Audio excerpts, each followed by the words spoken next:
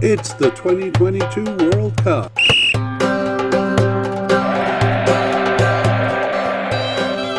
It's Saudi Arabia's players. Hello and welcome to the International Soccer Preview by Soccerphiles Canada. I'm Kevin and today we are looking at the Saudi Arabian squad for the 2022 World Cup. This preamble is going to be the same for every mediacast we do for the Players Series. So those familiar with it can jump ahead. I'm thinking about 4 minutes to when we begin talking about the team. For YouTube watchers, there's actually a timestamp toward the bottom of the show notes that you can click on to go directly to that point. And the times are also in the show notes on our website for audio listeners. For those looking for a quick version of this, you can skip to near to the end of the mediacast, the last 10 minutes, I'd say, where we summarize the likely starters. Just prior to that, with about 20 minutes remaining, we'll have some discussion on the squad, the main issues with the squad, how we see their overall strength, and how they look going into the Cup, as well as the players and issues to look out for. We'll put these times in the show notes also. And we will be editing this mediacast into a shorter version for those who are just looking for an overview. That'll come out in a week or two. For those looking for a deeper dive, we go through the players and how likely they are to make it to the final squad. So you've come to the right place for a deep dive. We explain why we think they're likely to make the squad, or they're at the level of likeliness that we put them.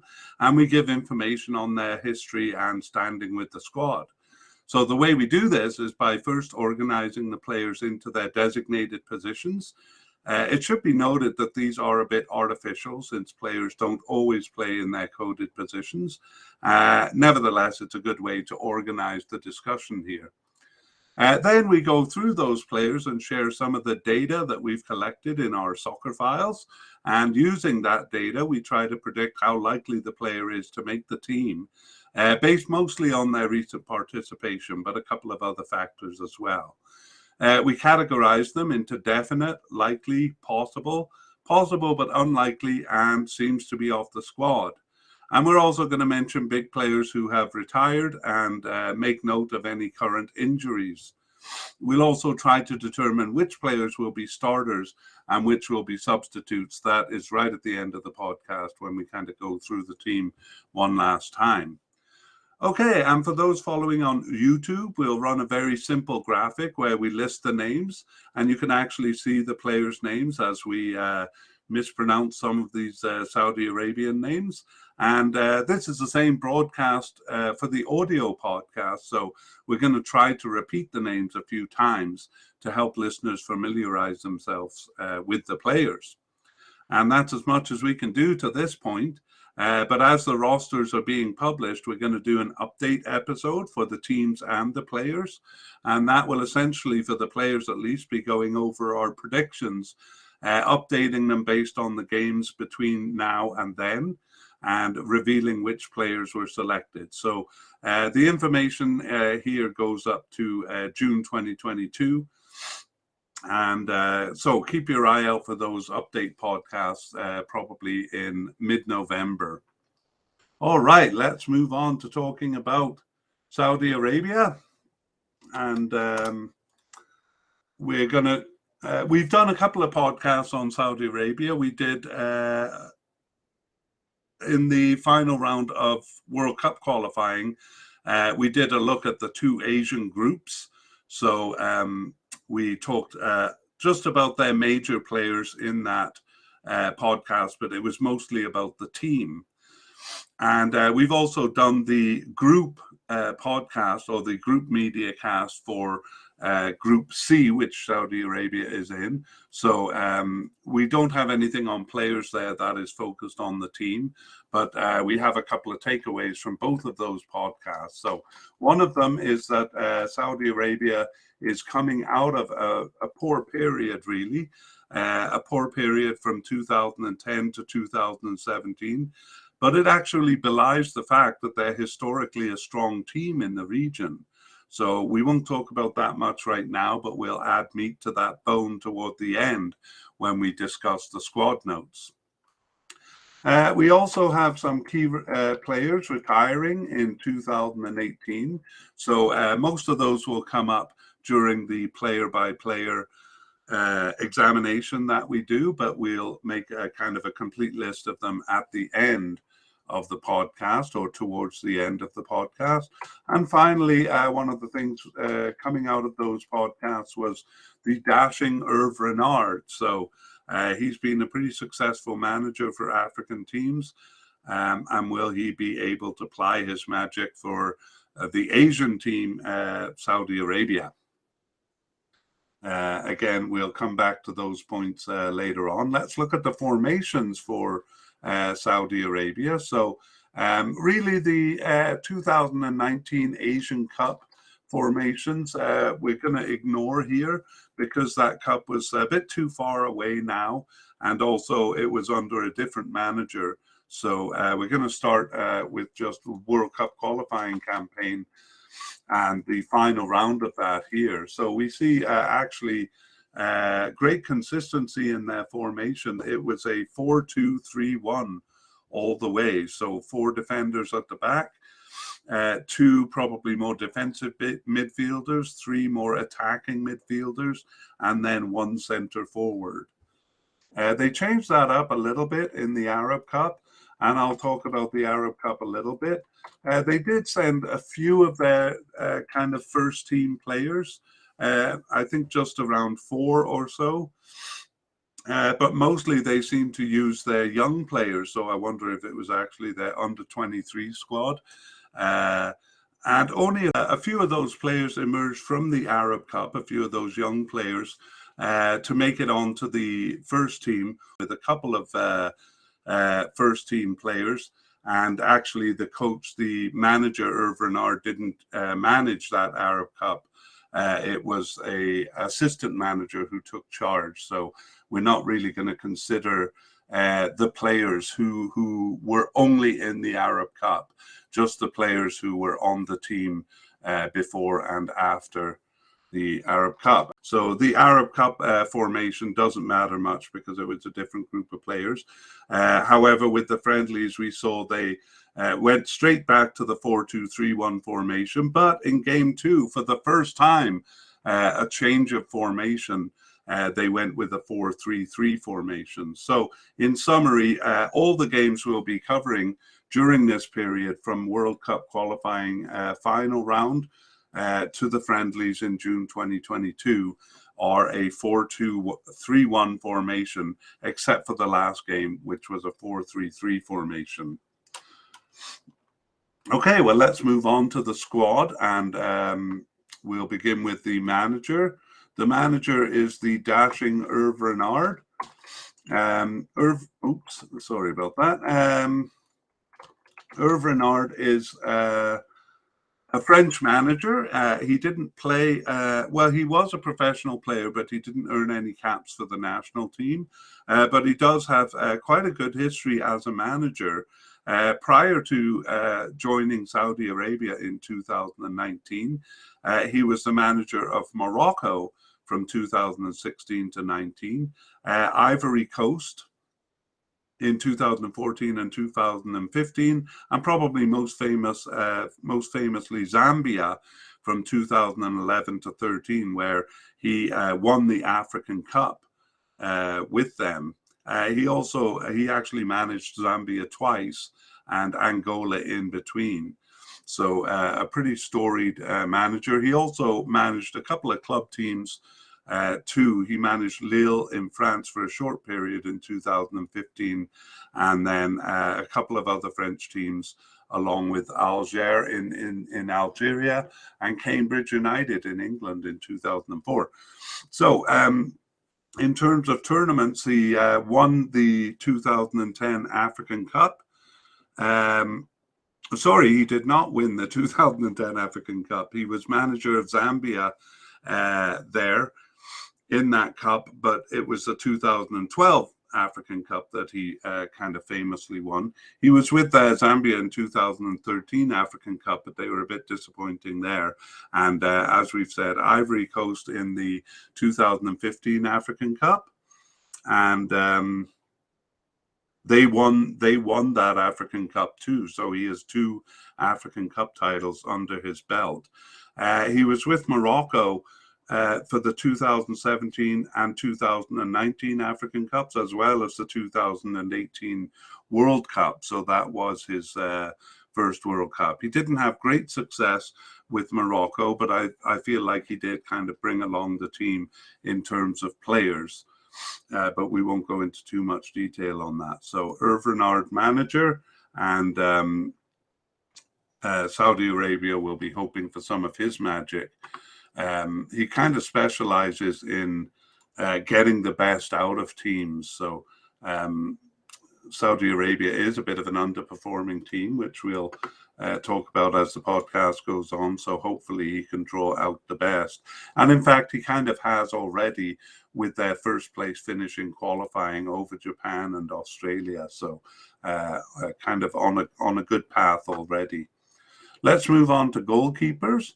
And we begin with a definite candidate in Mohamed Al Owais, and a likely candidate in Mohamed Al Yami, although I have often heard him called Mohamed Al Rubai, but I'll probably use Mohamed Al Rami there. And possible candidates, we have Fawaz Al Karni and Nawaf Al Akidi and Zaid Al Bawardi. And then we have 2 possible but unlikely candidates in Zaid Al Bawardi. Sorry, it is Zaid Al Bawardi is a possible but unlikely candidate, and Amin Bukhari, also possible but unlikely. So let's take a closer look at some of these players. Mohamed Al Owais started 15 of their 20 games since 2021 and was not selected for 5 of the games. That would include the 3 Arab Cup games, so pretty consistently selected. He has been with Saudi Arabia since 2013 and has 32 caps and is 31 years old. He plays for Al Hilal in Saudi Arabia. That's a recent move. He was with Al Ahly in Saudi Arabia from 2017 to 22. And his first tournament was, despite him being on the team since 2013, first tournament was the 2018 World Cup. What happened there is that the starting keeper, Abdullah Al-Maouf, didn't do well in game 1. I think they lost 5-0 to Russia. So he was, Al Owais was brought in for the second game, but he in turn was replaced for the third game. So yeah, none of the goalies particularly gaining much glory there. However, in the 2019 Asian Cup, Al Owais was the starter there, and he even saved a penalty during that tournament against Qatar, and seems to be firmly the starting keeper here, although there were a couple of games at the end that he didn't start, so a slight concern there, but basically seems like the starter. The likely candidate to make the squad at least is Mohamed Al Yami or Mohamed Al Rubai, and he started 3 of their 20 games since 2021. He was on the bench for 11 and not selected for the 6 others. And I'm pretty sure that those 3 games he started were actually the Arab Cup games, because he was one of the few first team players brought to the Arab Cup. Mohamed Al Yami has been with Saudi Arabia since 2019 and has 5 caps and is 25 years old. And he plays for Al Ahly in Saudi Arabia and has done so since 2018, although he was loaned out to Al Bateen in Saudi Arabia in 2018 and 19. He was on the roster for the 2019 Asian Cup there, but a backup keeper, and he didn't see any action in that cup. But as I said, I believe he was used for the Arab Cup 3 of his 5 caps coming there. Saudi Arabia didn't pass the group stage with their young team there. Fawaz Al-Karni is the first possible candidate that we're talking about. He didn't start any of their 20 games since 2021, but he was subbed in for 1 and on the bench for 9, including the last 5 matches. So he's actually been with the team a long time, since 2013, but only has 10 caps in that period, and he's 29 years old now. He plays for Al Shabab in Saudi Arabia since 2021 and was with Al Ittihad for a long time before that. So, yeah, he was never selected for a tournament, actually. In 2018, he returned from a 4-year absence, and so he was off the team for quite a while after 2013, and he wasn't selected for the 2019 Asian Cup either. So kind of an outside chance of making the squad here, but as we've seen, he has been called up to the bench at least quite a bit in the period we're talking about. Next, we have Nawaf Al-Akidi, and he got his first appearance on the bench in November 2021, and he hadn't started any games either. That's 11 games since his first appearance on the bench, but he was on the bench for 3 games. He's also been off with the under-23 team also. So Nawaf Al-Akidi, he's just 22 years old, so we may see him in the future. No caps then for the national team, and plays for Al Nasser in Saudi Arabia. The next 2 candidates are possible but unlikely, and we'll begin with Zaid Al-Bawardi. So he got his first appearance on the bench in March 2021 and actually started 2 of their remaining 19 games to June 2022 and was on the bench for 9 games. But I have him as unlikely since he wasn't selected for any of the last 6 matches, including those 2 friendlies in June.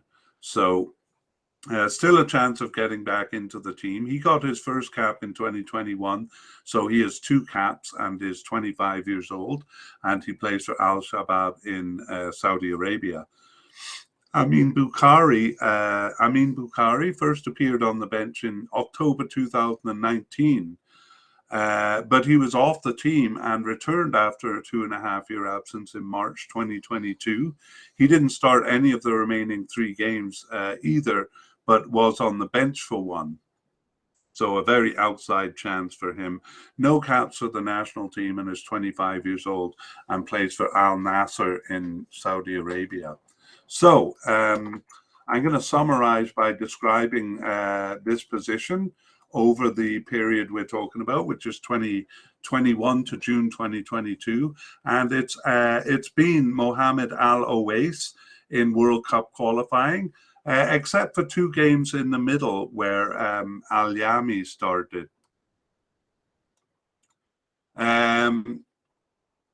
Yes, and Al Yami did start those games in the did play in the Arab Cup, but actually only started game 1, and it was Al Bawardi playing games 2 and 3 there. But we didn't really factor the Arab Cup games in here, since they don't seem to have a big impact on the starting squad. Al Owais came back to start both of the friendlies in June 2022. So, as we've said, Al Owais looking like the starter there. Okay, let's move on to defenders, and we'll begin with central defenders. And we're actually going to begin with a couple of players who are retired from the squad, and you'll see why soon. But retiring from the squad is Osama Hassawi, and also Omar Hassawi, and Mohamed Al-Fatil. So we'll talk about those players first, but we'll finish naming the candidates here. Abdoulaye Al-Amri we have as a likely candidate, and Ali Al-Boulehi as a likely candidate. And then we have 5 possible candidates: Ahmed Sharahili, Abdullah Madu, Ali Lajami, Hassan Tambakti, and Zaid Al-Shahafi. All five of them likely candidates. And for those following the YouTube graphic, if the player is in grey there, it means they haven't participated in a major tournament. And if their name is in black, it means they have. And then we have another candidate who seems to be off the squad in Mohammed Al-Kabrani. So let's go back and we'll begin with the retired players. I won't give them a lot of detail here. I just want to kind of make the case that because these players retired, they need to be replaced, of course, and the players replacing them don't have nearly as much as experience as they had. So Osama Hassawi, he actually was captain of the team for the 2018 World Cup and, of course, was a starter there. But he wasn't involved in the 2019 Asian Cup, so he had retired even by then. So they have played a tournament without him, but as you'll see, the players replacing his position have not that much experience. So Osama Hassawi was with the team from 2006 to 2018 and had 134 caps. So he played as far back as the Asian Cup 2007 and also in the 2011 and 2015 Asian Cup. So he was really kind of a staple in the defense there. But they have, had to cope without him in the Asian Cup 2019. So it's not a fresh loss to them. Omar Hassawi is not as experienced as Osama Hassawi. And he also... No, he did play in the Asian Cup in 2019. He was actually the captain, but he was on the roster but didn't see any action. He wasn't even on the bench until game 4 because he was struggling with an injury. But again, he was a key player in defense. He was with Saudi Arabia from 2013 to 19 with 52 caps and was a starter in the 2015 Asian Cup and in the 2018 World Cup, although he did lose his starting position after game one there. But for a long time, kind of a starting central defender. And again, they basically had to cope with missing him in the 2019 Asian Cup, so also not a fresh loss there. He last played, by the way, in September 2019, so later that year after the Asian Cup. And finally, Mohammed Al-Fatil. He last appeared in the 2019 Asian Cup, so he was a starting central defender there.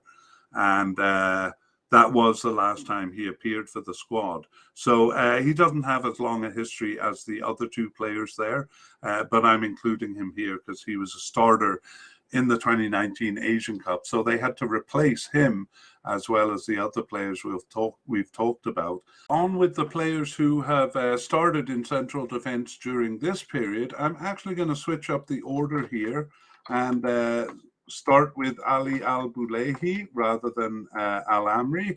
And that's because Al-Bulahi was one of the starters in 2019. So that's kind of the only experience they have. But I'll start with the reason why we have him as likely rather than definite. It's because he started only 6 of their 20 games since 2021. He was subbed in for 4 and on the bench for 4, so just 6 games that he wasn't selected for. He's been with the team since 2018 and has 30 caps and is 33 years old. So even though he's kind of the most experienced player on the squad, having been the starter in the 2019 Asian Cup, he's actually not that experienced, having earned his first cap in 2018. He plays for Al Hilal in Saudi Arabia since 2017, and he actually was on the World Cup squad in 2018, but he was just a substitute there, started and finished game 2, and played excellently actually against Uruguay, but just the one start because he got a knock it may have been in training or else in game 2, but it prevented him from taking the field in game 3. Anyway, in the 2018-19 Asian Cup, he was a starter, and so he's really the only experienced central defender that they have. And but again, they haven't been using him all that much, so we have him as a likely candidate rather than a definite. The next candidate is also classified as likely, and that's Abdullah Al-Amri. So Abdullah Al-Amri started 11 of their 20 games, so more than Al-Bulahi. 11 of their 20 games since 2021. He was on the bench for 2, but like Al-Bulahi was not selected for 6 games, so we couldn't put him as definite, but as likely. So Al-Amri has been with Saudi Arabia just since 2021, and he has 12 caps and 1 goal in that time. He's 25 years old, and he plays for Al Nassr in Saudi Arabia since 2017. He was actually loaned to Al Wahda in Saudi Arabia in 2018 and 19, but that's Al Nassr is where he's been for his whole career so far.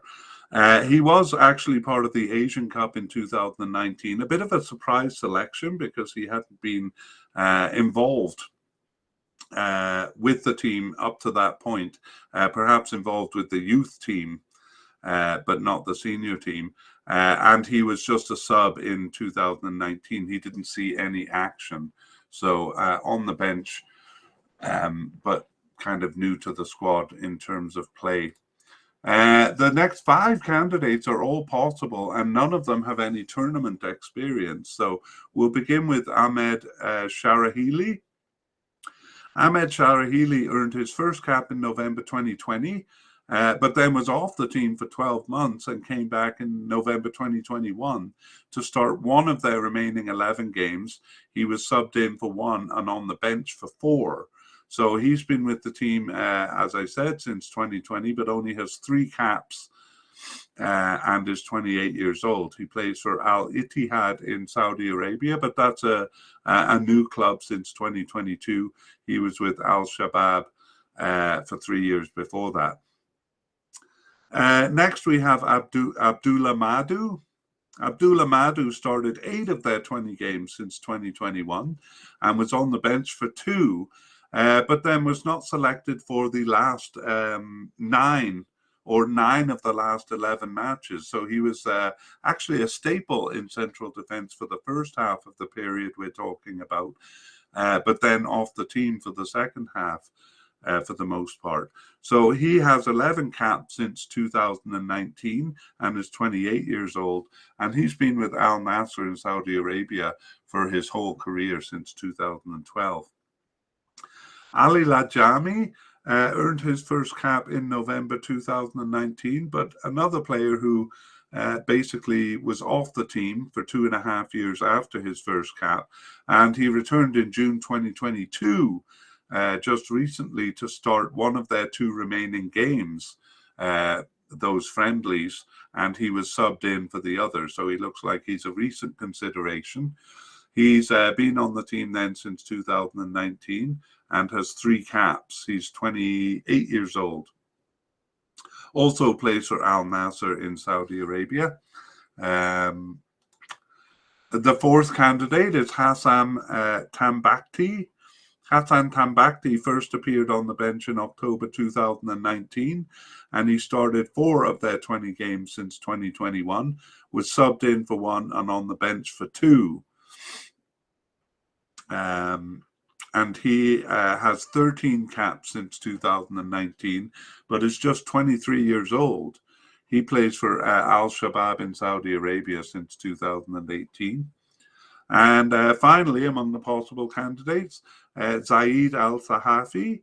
So Zaid Al-Sahafi earned his first cap in March 2019, but started just 1 of their games since 2021, but he was subbed in for 2 and on the bench for 6 games.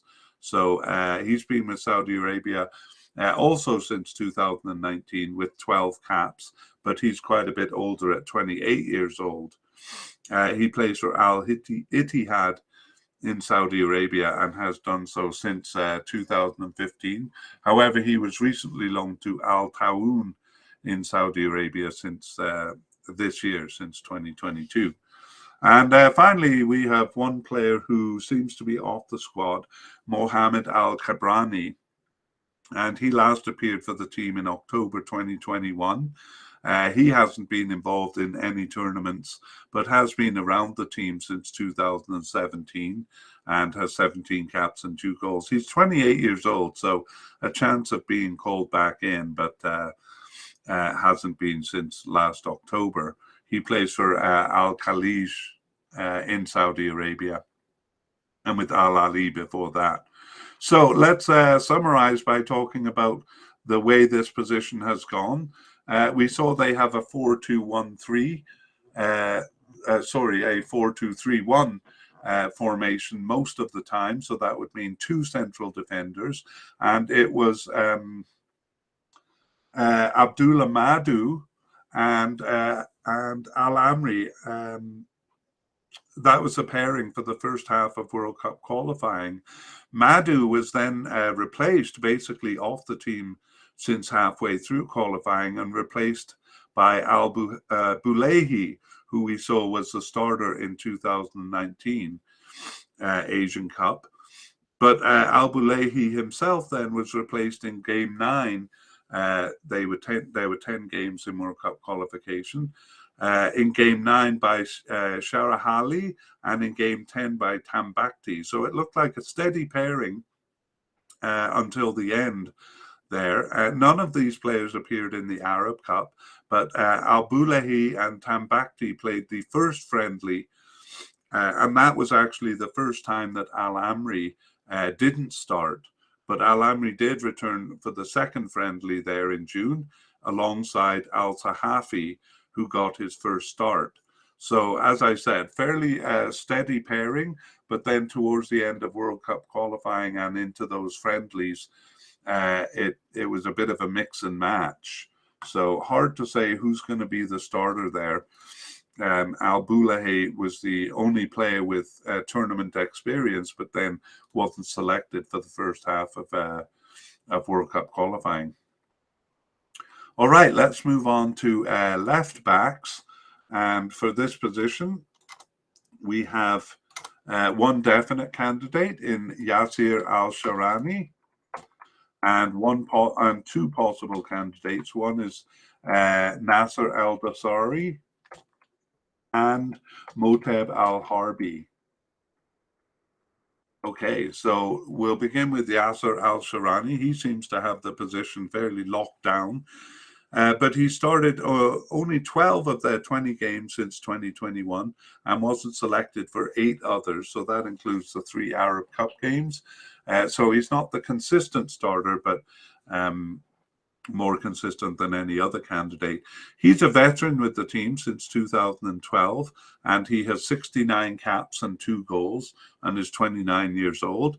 And he's been with Al Hilal in Saudi Arabia since 2012, so 10 years with that club.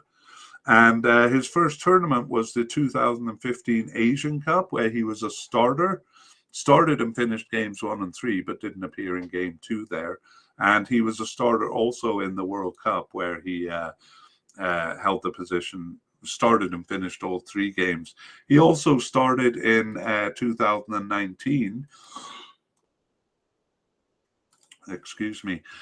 2019 for the Asian Cup, but he only started games 1 and 4 because he was injured for games 2 and 3. Nevertheless, fairly solid in that position, Yasser Al-Sharani. Nasser Al-Dasari got his first appearance on the bench in March 2021 and started 4 of their remaining games to June 2022. He subbed in for 1 and was on the bench for 5 and not selected for 10 others. So Nasser Al-Dasari actually tends to go upfield a little bit more. So he played left midfielder the only time that position was used, and I believe he's played as a left attacking midfielder.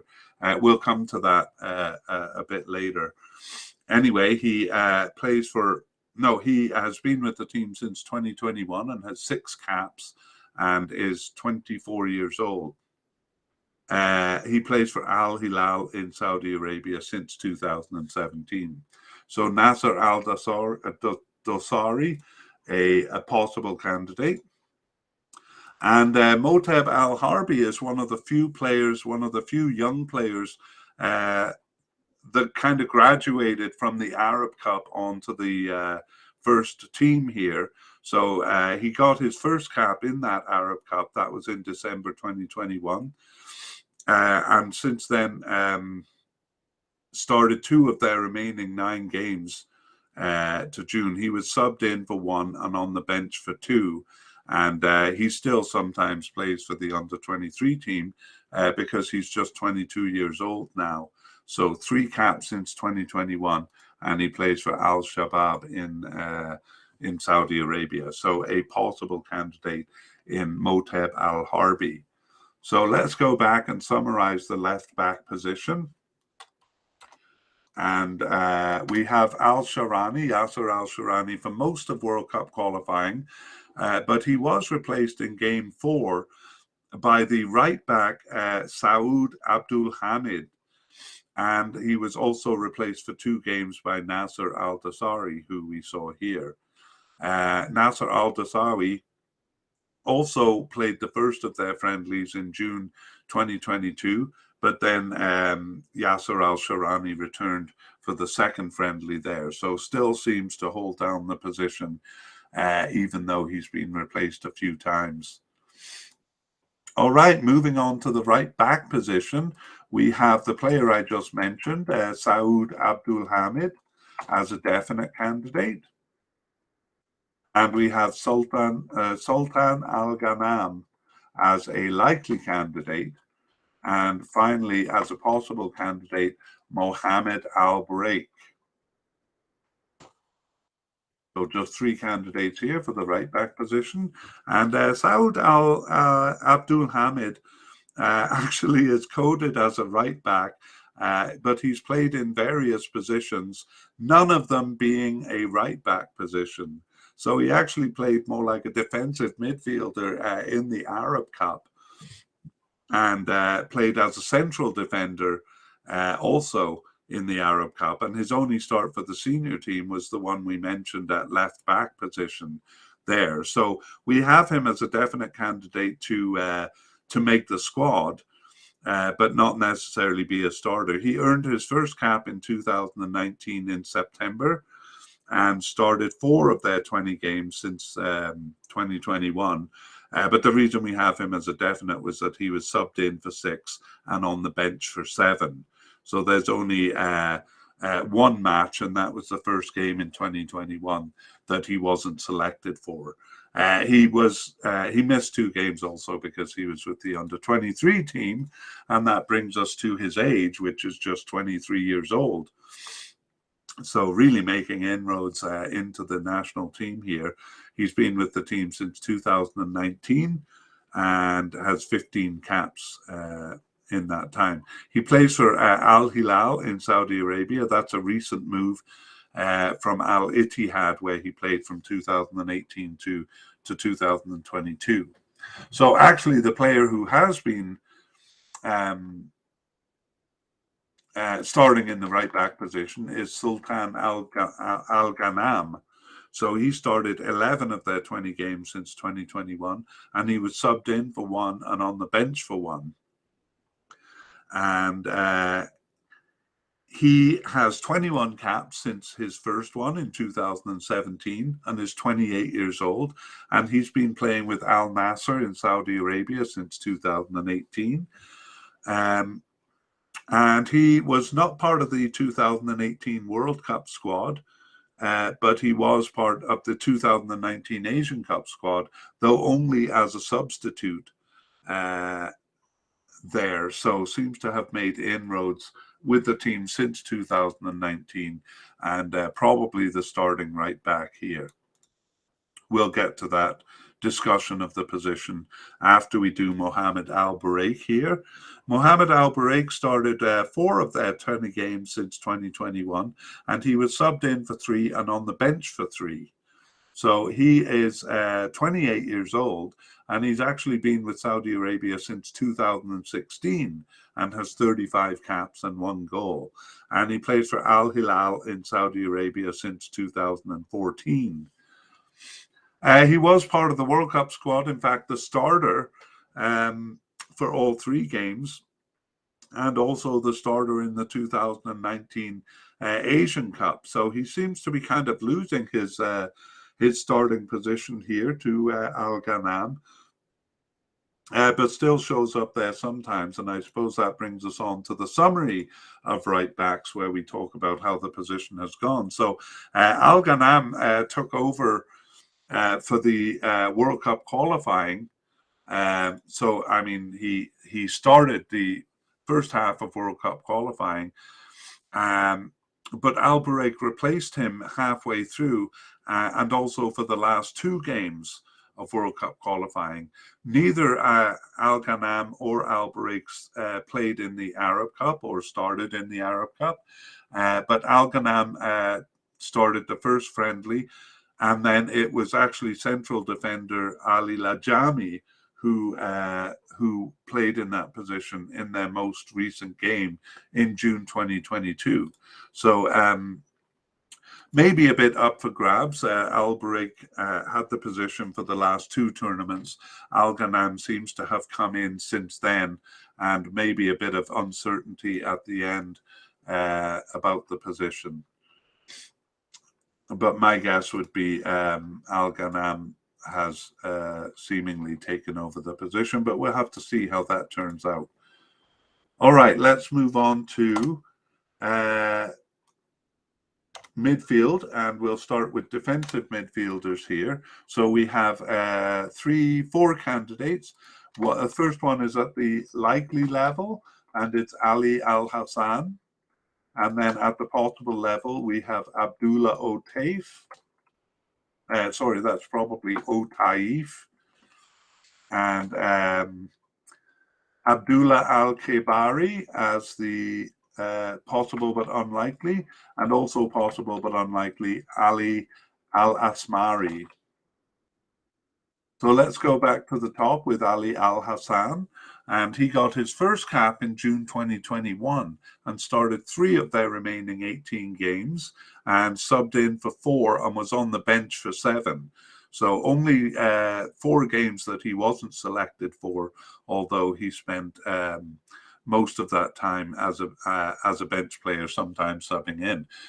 He's been with Saudi Arabia since 2021 and has 7 caps and 1 goal, and is 25 years old. And he plays for Al Nasser in Saudi Arabia since 2020. Abdullah Otaif has started 5 of their 20 games since 2021 and subbed in for 1, but 14 games he was not selected for. He's been with the team since 2012 and has 45 caps and 1 goal, the 28-year-old. So a fairly regular on the squad, but kind of drifting off the squad, it seems. He's been with Al Hilal in Saudi Arabia since 2013. Actually, one of the few players to play abroad. He was with Lulatano in Portugal, but just in 2012 and 13. That's what you'll see for Saudi Arabians. Very few of them play abroad, and those who do usually only go for a year or so and then come back to Saudi Arabia. So Abdullah Otaif was a starter in the 2018 World Cup. He actually had returned from a 3.5-year absence just prior to that cup, but was a starter there. And a starter also in the 2019 Asian Cup, where he was a defensive midfielder, of course, because that's his position. So, as I say, seems to be kind of drifting off the team there, with either Ali Al Hassan taking over his position, or central midfielders playing in that position ahead of him. Okay, the two possible but unlikely candidates are Abdullah Al-Khaibari, or that's the first of them. A bit of confusion in my sources on him, with one of the sources saying he was absent for more than 2 years from the squad and then came back in early 2022. But another source saying that he last appeared on the bench in October 2019.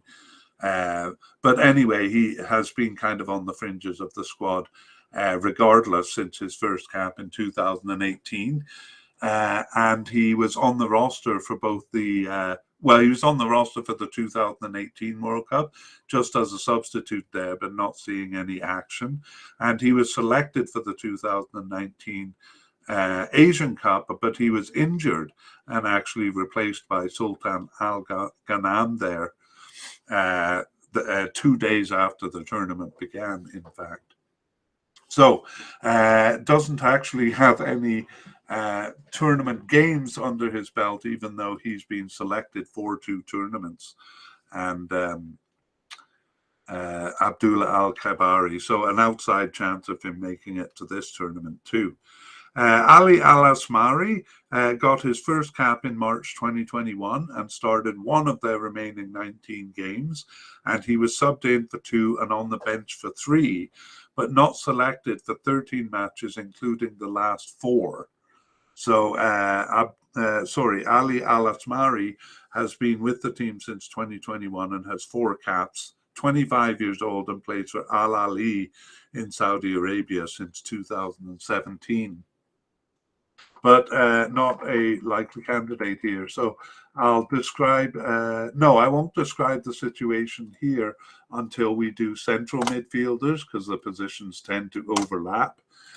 In the central midfielder positions, we have Mohamed Kano and Salman Al-Faraj. Both of those are definite candidates, and we have a likely candidate in Abdullah Al-Malki, and a possible candidate in Abdulaziz Al-Bishi, and a possible but unlikely with Abdul Malik Al-Khabari.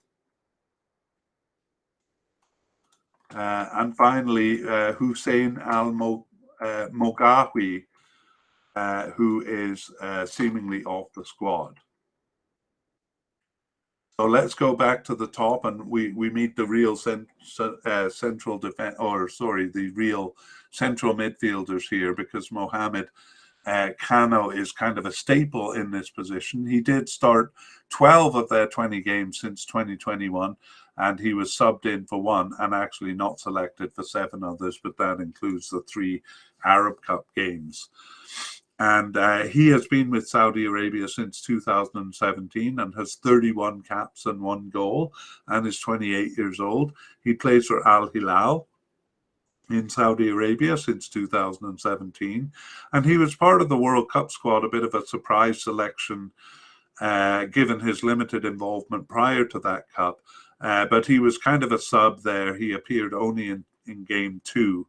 I said kind of a sub. I thought he started game 2, but he didn't. He was subbed in, and but he was not part of the Asian Cup 2019 Asian Cup.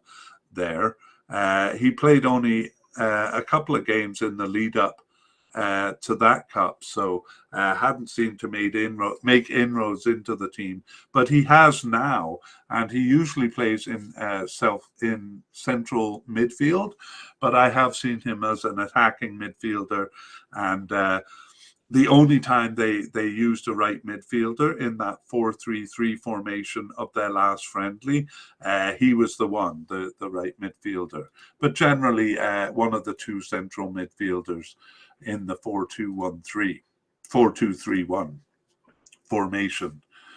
All right, next is Salman Al-Faraj, and we have him as a definite. He started 12 of their 20 games since 2021. He was injured for 2 of those, and 3 of them were the Arab Cup, so just not called up for 3 other games.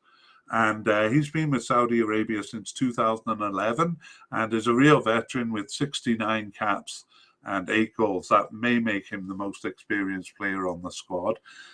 He's actually 33 years old, so probably the oldest player on the squad too. He's been with Al Hilal in Saudi Arabia for 14 years, since 2008. And he was a starter in the 2015 African Cup and the 2018 World Cup.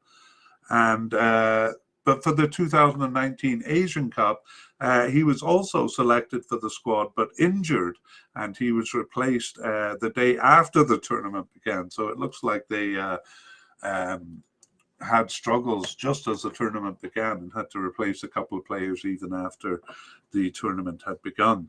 There, he actually scored 4 of their goals in qualifying, 4 of their 34 goals in qualifying, and I do believe he's been used more and more in an attacking role. So we will have to.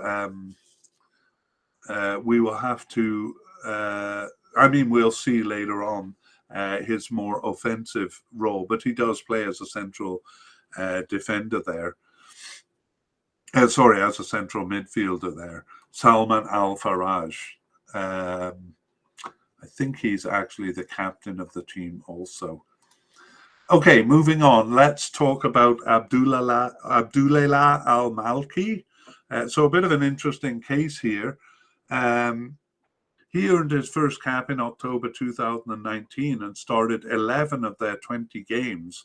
But he wasn't selected for the last 4.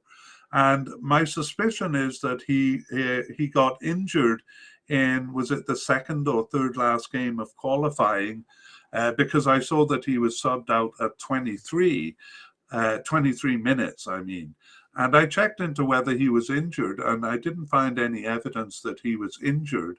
But he wasn't called up for the team after that. So I kind of suspect an injury there, but I don't have any evidence of it. But it is a bit weird that he was on the team quite consistently until that point, until the end of qualifying, near the end of qualifying, and hasn't appeared since. So we'll have to talk about him in the update podcast to see if he made it back onto the team, or if we have any information on why he hasn't been playing. He's been with the team, Abdullah Al Malki, since 2019 and has 21 caps and is 28 years old. And yet another player with Al Hilal in Saudi Arabia. That's a recent move in 2022, actually, and he was with Al Ittihad in Saudi Arabia from 2019 to 2022. So, we have him as a likely candidate. As you'll see when we do the summary, he was quite consistent in the position. But again, it's almost as if we have him as an injury doubt because he disappeared for the last few games that they played. Okay, we'll move on to the possible candidate in Abdulaziz Al-Bishi, and he returned after an almost 2.5-year absence, returning in March 2022, and started one of their remaining 4 games and subbed in for the other 3. So he's been used quite a bit recently. He's been with Saudi Arabia since 2018 and has 19 caps and 1 goal and is 28 years old and plays for Al Ittihad in Saudi Arabia since 2019. But he's been with several clubs in Saudi Arabia in his career. His first tournament was the 2019 Asian Cup, and he was a starter in that one. Started 3 of the 4 games, and as I say, kind of was off the team for a while after that and returned in March 2022 and has been used consistently. So again, we'll kind of have to see in the September games if he is continuing to be used. Okay, the possible but unlikely candidate is Abdul Malik Al-Kebari. And he returned also from an absence. He was out of the picture for 3.5 years. until he substituted into 2 games in early 2022. However, there's a bit of confusion about him in my sources too. And one of my sources has him last appearing on the bench in June 2018. So that would be in the World Cup. So I'll try to get clarification on that when we do the updated podcast. But we do have him nevertheless as possible, but unlikely here. He's been with the team since 2010 and has 34 caps and no goals, and is 36 years old, so quite old. But he plays for Al Riyadh in Saudi Arabia. That's a recent move in 2022, and he played for Al Shabab before that. He's played for quite a few teams also in Saudi Arabia. So he was part of the World Cup squad in 2018, but just as a substitute. He saw no action, but he wasn't selected for the 2019 Asian Cup, and there was a suspicion of injury there, but I wasn't able to get verification on that. So, yeah, very much on the fringes of the squad. Abdul Malik Al-Kebari, and I would be surprised if we actually saw him in the Cup. Finally, we have Hussein Al-Mogawi, and he last appeared for the national team in November 2020.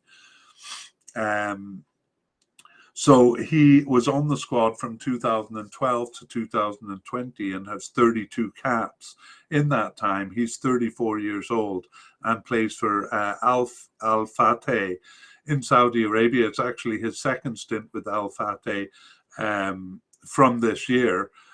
In between, from 2014 to 2022, he was with Al Ali, but has recently moved back to Al Fateh.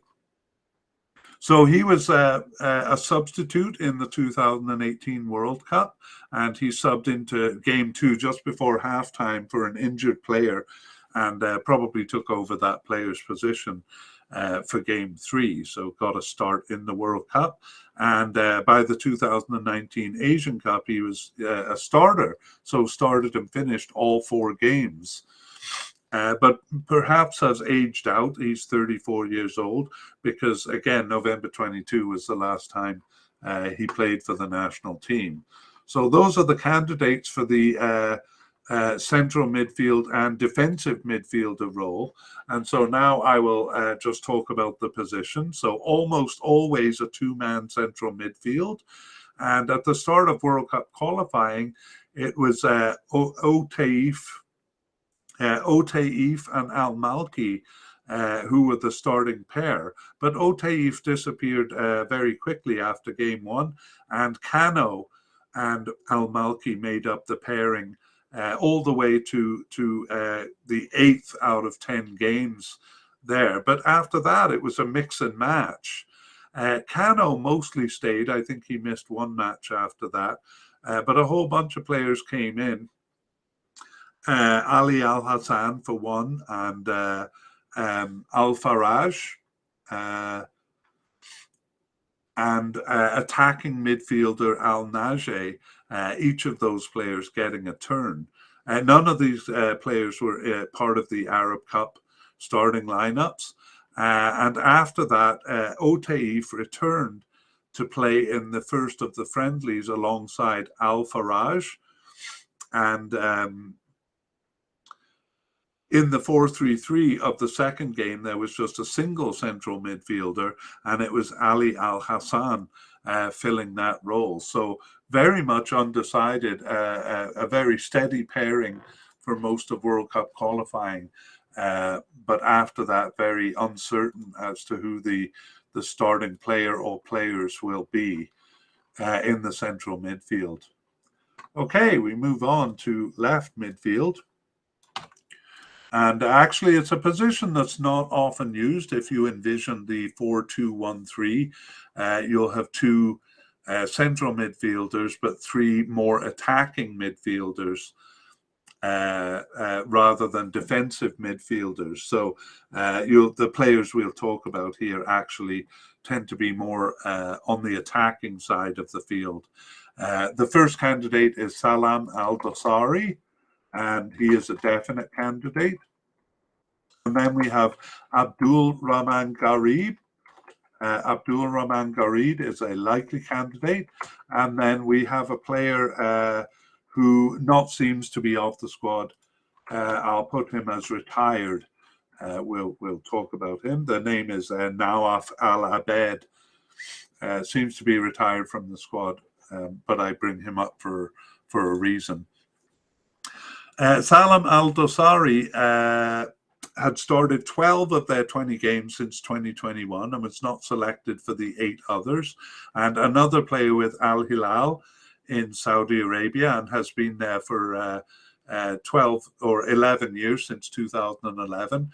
And again, another player who was loaned to Villarreal in Spain, a pretty good club, but just in 2018, and then he came back. So he was with Al Hilal's youth club as well. His first tournament was the 2015 Asian Cup, where he was started and finished all games. And in the 2018 World Cup, he did also. And he was a starter in the 2019 Asian Cup also, but he was suspended for game 3 there, picking up yellow cards in games 1 and 2. There was some suspicion that he got the second yellow card intentionally in hopes of cleaning his slate in case they reached the knockout stage there. So anyway, so he got 7 of their 34 goals in this World Cup campaign, and he got a late winning goal to complete a comeback against Uzbekistan, and he was their co-top scorer. So pretty good for a left midfielder there, but as I said, he's more of an attacking midfielder. You might think of him as a left side attacking midfielder. Salam Al-Dosari, a definite candidate. Abdul Rahman Garib started only 2 of their 20 games since 2021, but he was subbed in for 3 and on the bench for 9 of them, and was injured for 2. So there's only 4 games that he wasn't called up for in the period we're talking about. And he's been with Saudi Arabia since 2018 and has 15 caps and 1 goal and is 25 years old. So he plays for Al Nasser now in Saudi Arabia, but that's only since 2022. He was with Al Ali from 2017 to 22. That was his first club, the 25-year-old. He was on the squad for the 2019 Asian Cup, and he appeared in all 4 games, but only started 1 of them, started game 3, and was subbed into the other 3 games. And so Abdul Rahman Garib, a likely candidate to make the squad. But not necessarily a starter, or in fact, I would say probably not a starter. Okay, next is Nawaf Al-Abed. And the reason I have him here is even though he didn't make the World Cup squad in 2018, or the Asian Cup in 2019, he did play after both of those. So last appeared for the squad in November 2019, but seems to be well off the squad now. But he is only 32 years old, so there is an outside chance of him coming back. Nawaf Al-Abed, I won't go into great detail on him unless he does come back. So let's summarize the left midfielder role here. As we said, it's not often used in the 4-2-3-1. So the players here will tend to be in the attacking part there, the 3 kind of a left attacking midfielder. Only in the last friendly was actually a left midfielder, a defensive left midfielder used, and it was played by the left back Nasser Al-Dosari. So as the kind of left attacking midfielder, it's usually Salam Al-Dosari. Garib replaced him for one of the World Cup qualifying games, and for another attacking midfielder, Sami Al-Najeh, replaced him. None of those players I just mentioned started in the Arab Cup. And when we came or when it came to the friendlies in June 2022, it was right midfielder Bahebri, who we'll meet right away here, who played the position in the first friendly. So a right midfielder playing left midfield. And then Aldosari came back for the second friendly, this time as a left forward because the formation changed to a 4-3-3. So Aldosari seemingly ensconced in the position. Let's move on to right midfielders, and we have just Hatan Bahebri here as a candidate, and we have him as a likely. So we saw he played on the left side of the midfield one time. He actually returned in January 2022 after a 14-month absence, and he started 4 of their remaining 6 games and was subbed in for the other 2. So very a likely candidate here. He's been with Saudi Arabia since 2011 and has 35 caps and 4 goals in that time. He's 30 years old, and he plays for Al Shabab in Saudi Arabia. That's his second stint with them since 2021. He was with Al Hilal in Saudi Arabia from 2019 to 21, and before that, his first stint with Al Shabab. He was part of the World Cup squad in 2018. He subbed into game 1 and then gained a starting position for games 2 and 3 there, and actually played well in game 2 against Uruguay with a couple of chances on goal there in the first half. And he was a starter in the 2019 Asian Cup, also started all 4 games there, and he scored a goal in that cup. So Hatan Bahebri, a likely candidate as a right midfielder. But as we move into the summary of my right midfield, I should point out that he only started as a right midfielder once. That was in the last game of qualifying. Before that, he came in as a central attacking midfielder, and he played as a left attacking midfielder in his other start. So it's actually different players mostly who've played this position.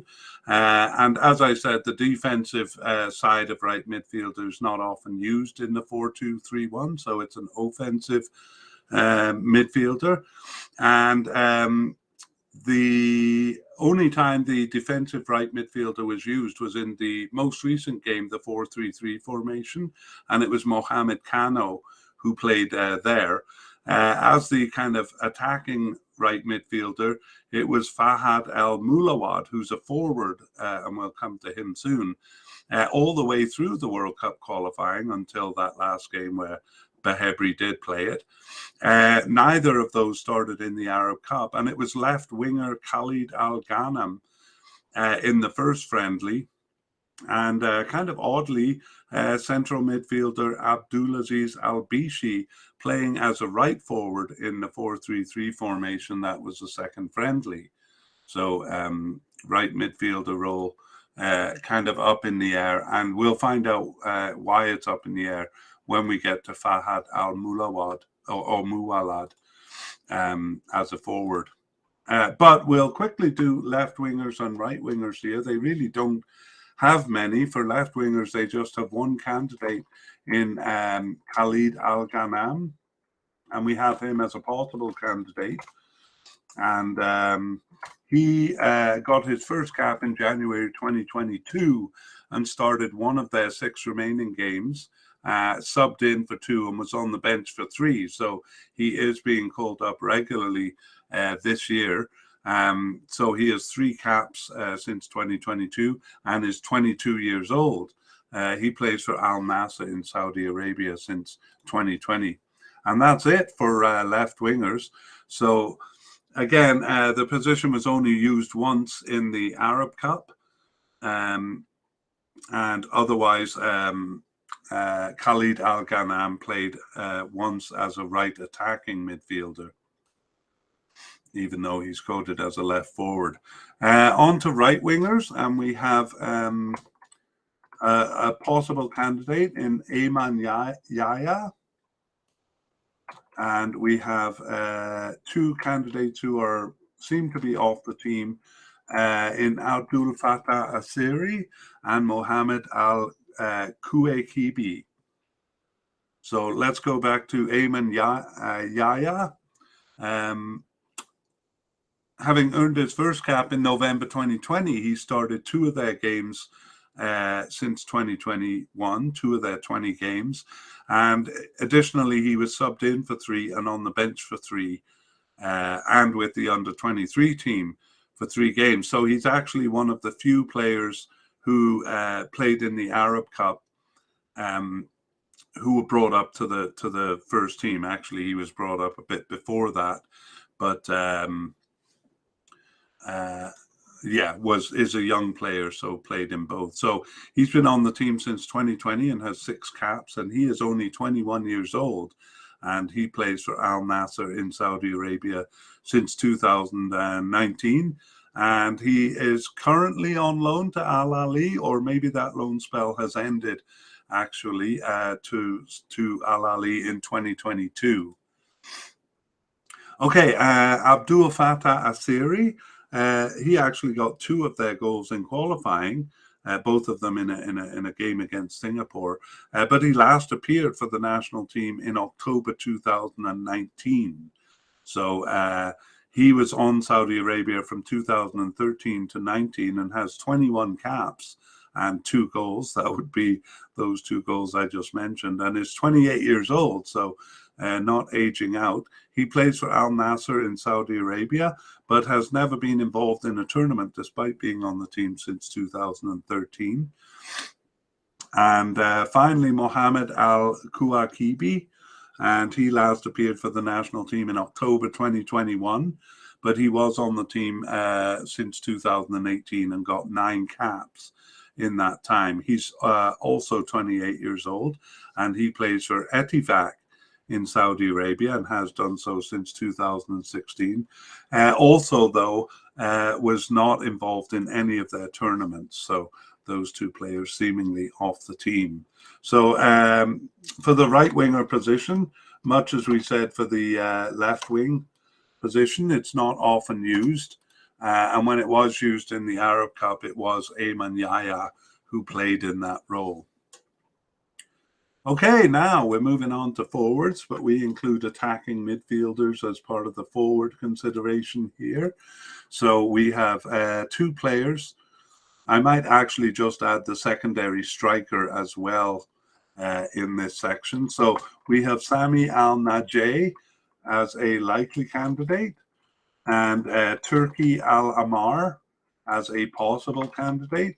And then the secondary striker is Abdul Rahman Al-Oboud, and we have him as a possible candidate. So I'll just kind of put all of those in before we talk to them, before we talk about them in detail. So we have Sami Al-Najeh as the likely candidate. He's been on the squad since, no, I'll start with his recent participation.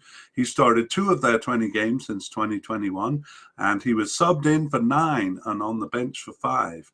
So only 4 games that he wasn't called up for.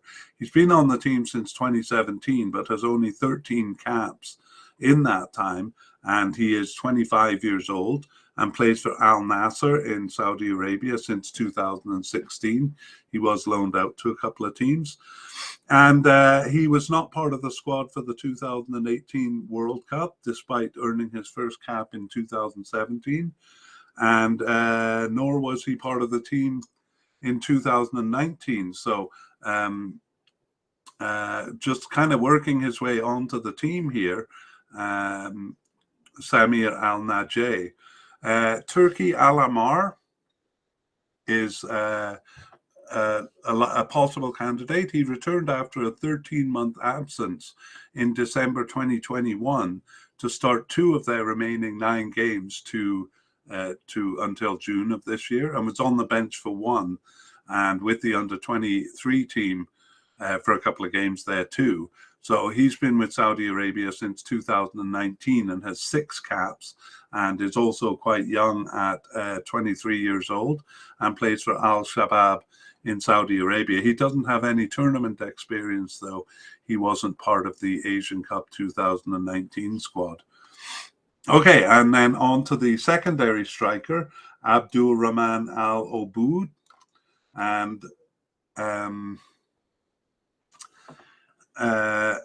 he got his first appearance in October 2021, but didn't start any of their 13 games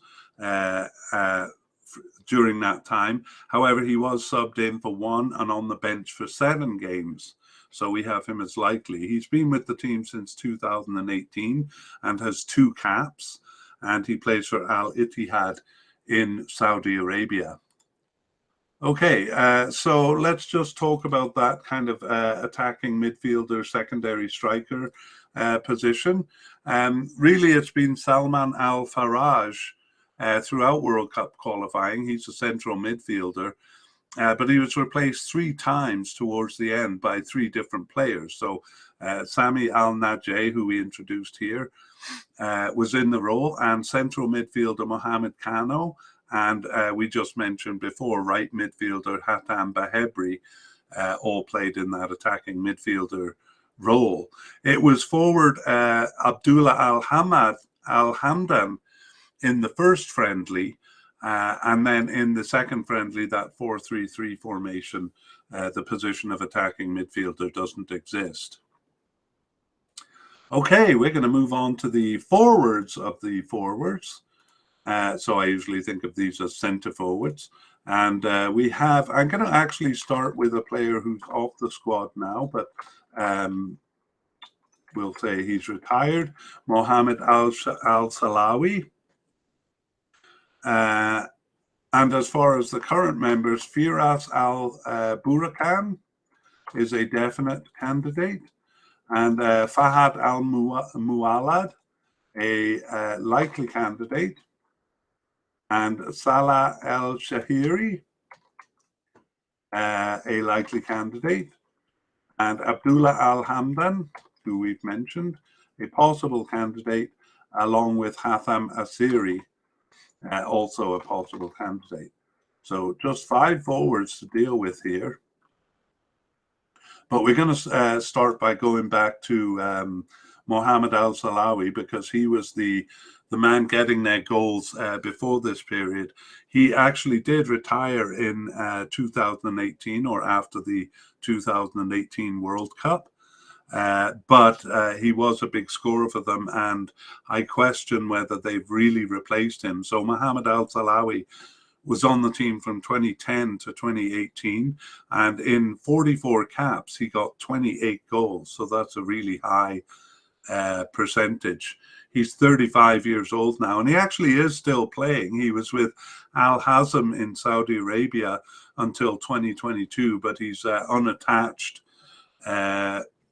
He's unattached right now, and he was in the 2015 Asian Cup and the 2018 World Cup. So he got 3 of their 5 goals in the World Cup, and in the 2015 Asian Cup, and 15 of their 45 goals in the World Cup qualification.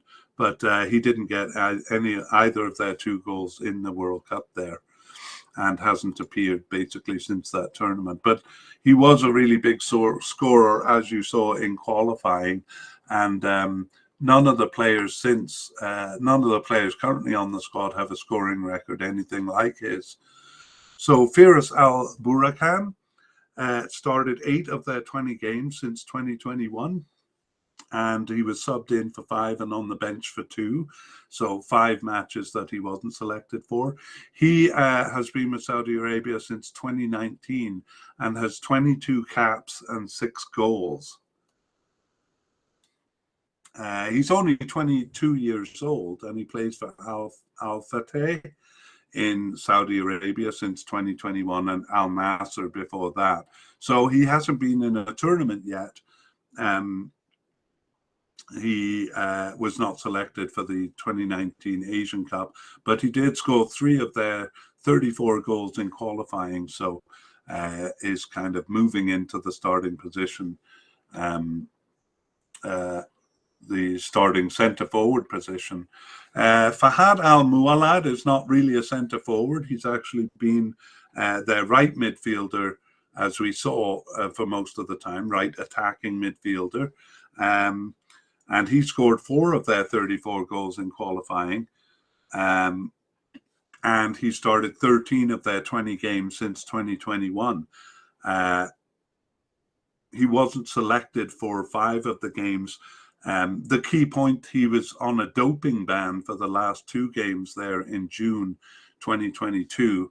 But I know he'll be back before the World Cup. I'll give that information at the end because I don't have it at my fingertips here. But I believe that ban ends in September. But again, we'll come back to that. So Fahad Al Muallad is 28 years old, and he's been with Saudi Arabia since 2012. 71 caps, but 17 goals. So not a huge scorer, but he's a big presence on the team. His first tournament was the 2015 Asian Cup, and he was a sub in that tournament, subbing into 2 games. In the 2018 World Cup, he started as a substitute, but gained a starting position for games 2 and 3 there. So he lined up as the forward in that cup, actually missed a penalty, hitting the crossbar against Egypt.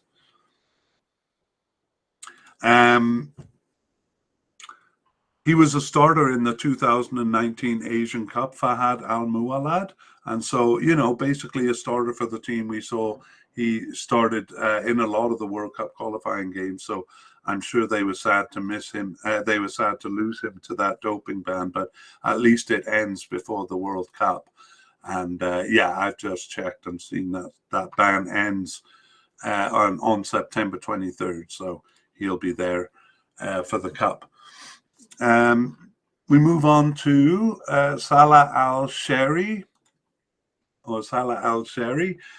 He got his first 2 caps his first cap in November 2020, and started 9 of their 20 games since 2021.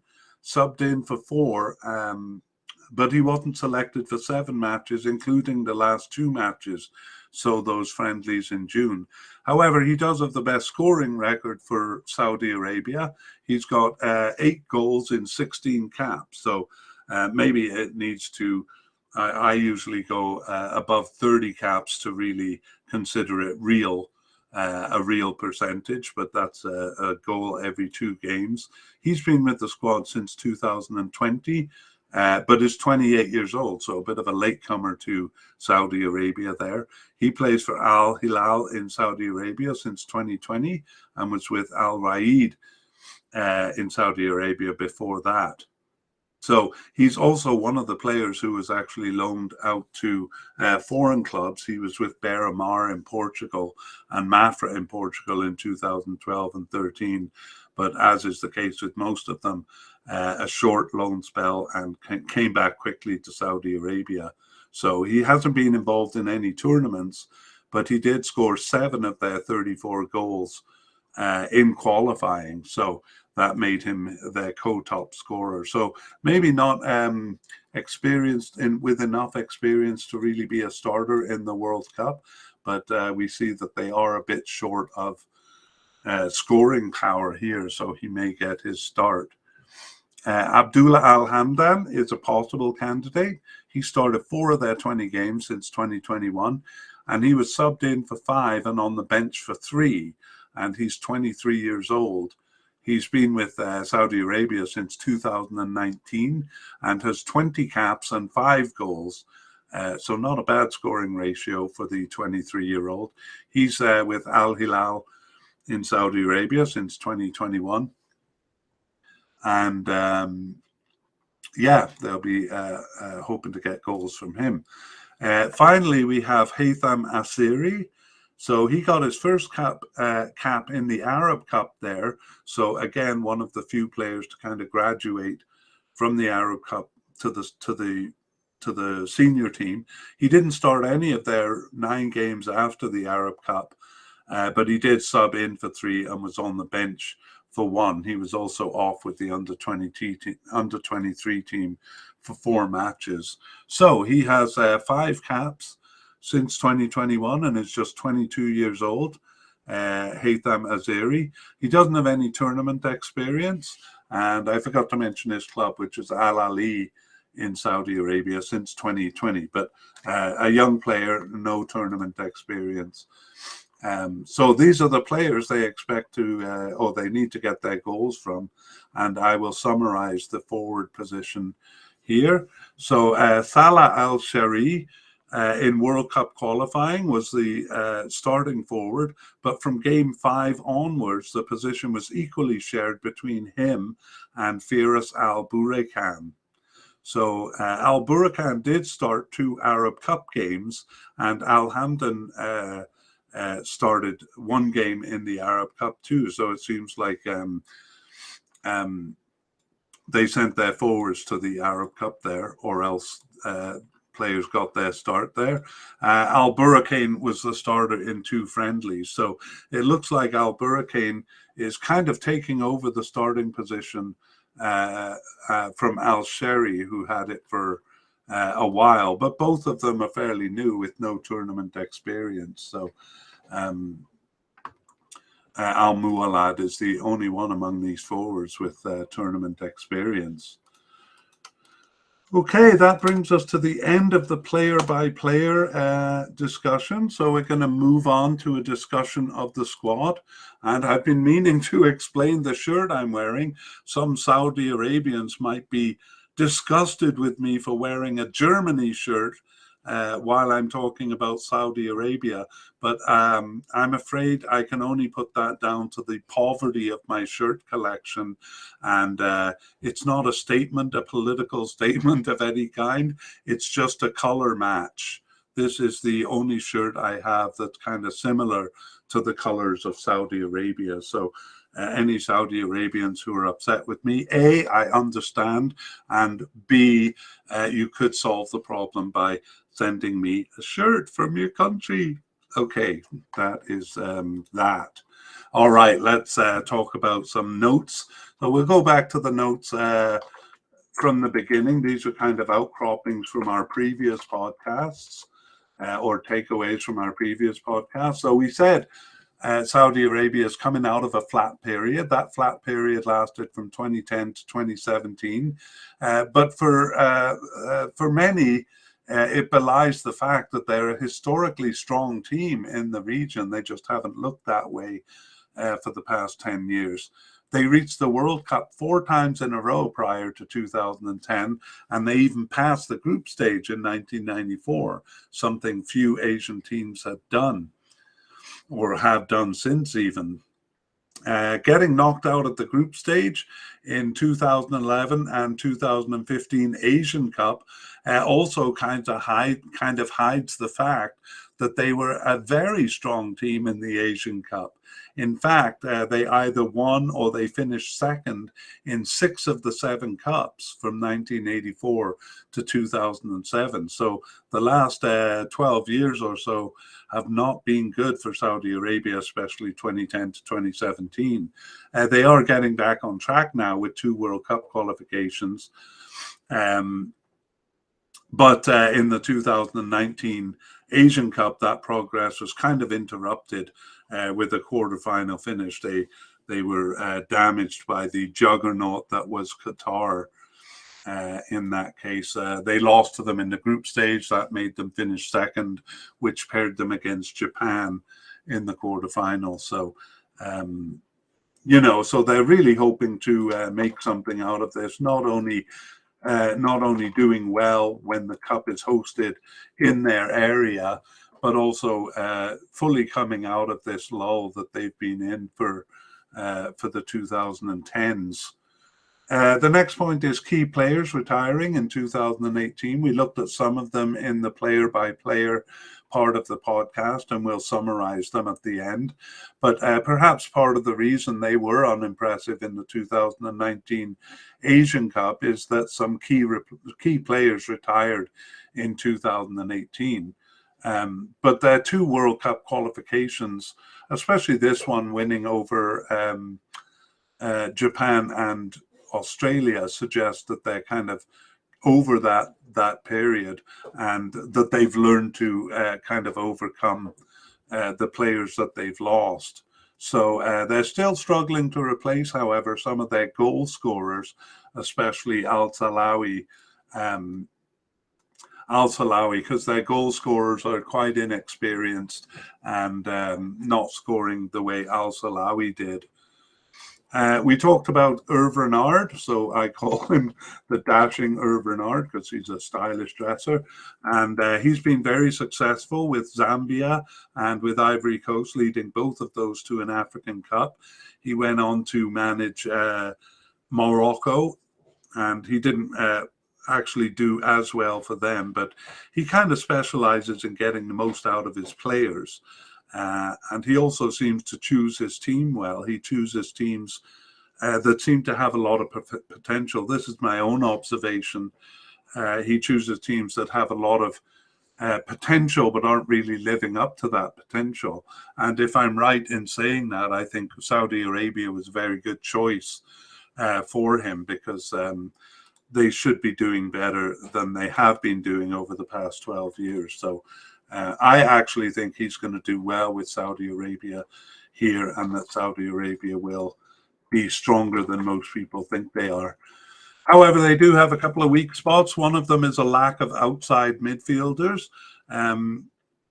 Left midfielders and right midfielders that they do have are mostly attacking players. So I'm a bit worried on the defensive end of the field on the outsides, because they don't really have kind of defensive left midfielders and right midfielders to handle the tough teams they'll be facing. Again, they do have kind of the offensive-minded outside players, but not so much defensive. And finally, two more points. Their formation is it too predictable? They've gone with a 4-2-3-1 for all of their World Cup qualifying games and for their first friendly, and only in their last friendly did they experiment with a change. They did in the Arab Cup, but it was a different group of players and even a different manager. So I wonder if they're too easily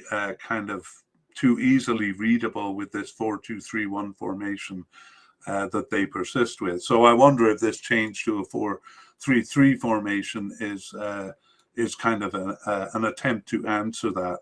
And the last one I'll say is kind of a lack of goal scorers, which we just talked about when we examined the forwards, that they had Al-Salawi scoring a lot of goals for them, but he is off the team since the 2018 World Cup, and the question is, where are those goals going to come from?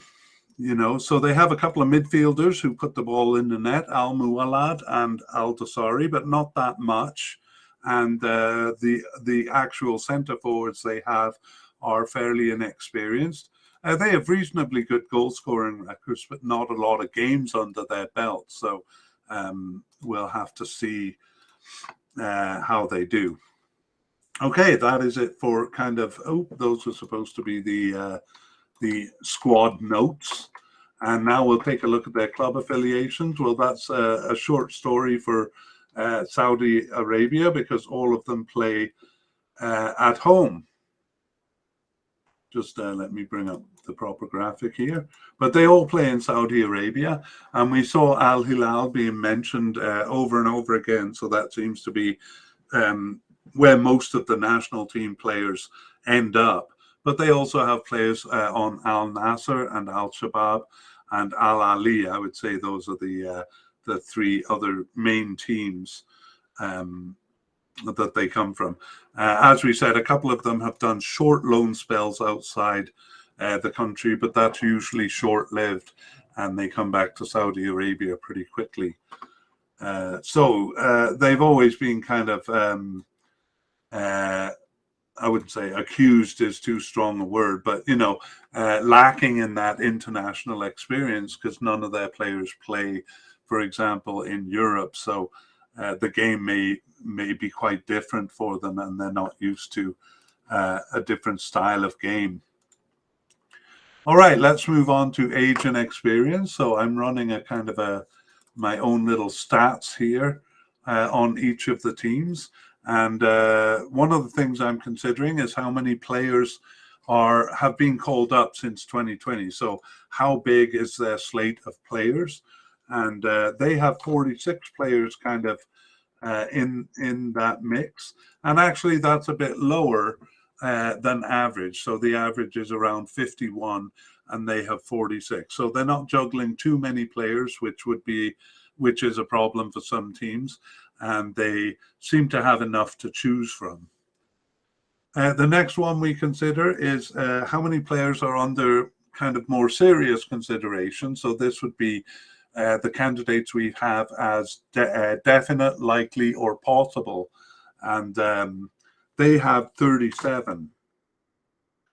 So again, that's actually a bit higher than normal. The average there is 33. So the teams that have a very low number, well, it could mean one of two things, that they're playing with a consistent squad.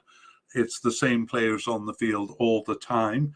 And teams like Senegal and Qatar kind of fit into that category, Canada too. Whereas if they have too many under consideration, like the USA or Mexico or Ecuador, it's going to make it very difficult for the manager to cut down to the 26 that will be required for the cup. So that creates a headache for the manager, and often kind of a lack of or presumably a lack of communication on the field, because the players are changing all the time. Never the same squad twice for some of those teams. But Saudi Arabia is kind of falling into the middle here, and that's my impression too, that they're not changing too much. However, I do worry a little bit about central defense and central midfielders, because they have mixed and matched quite a bit there. Finally, the number of candidates who are definite or likely, and actually this stat is not yielding a lot of information for me, so I might get rid of it. They have 20, but I find all teams are kind of in range between around 19 to 22, so it doesn't mean much. But what it does mean is that they basically have to reduce that squad of 37 that are under consideration down to 26. So basically they want to be adding 6 of those possible players. That's what the manager has to do in the lead up to the cup. So that's not too burdensome. Some teams have a much more difficult decision than that. When we look at average age of the squad, it's 26.4. So that's right in range. Actually, the average is 26.5. And it's only worth commenting on really if it's below 25 or above 27. So that's in range. Average number of caps, though, this is a little different. The average is 27.6.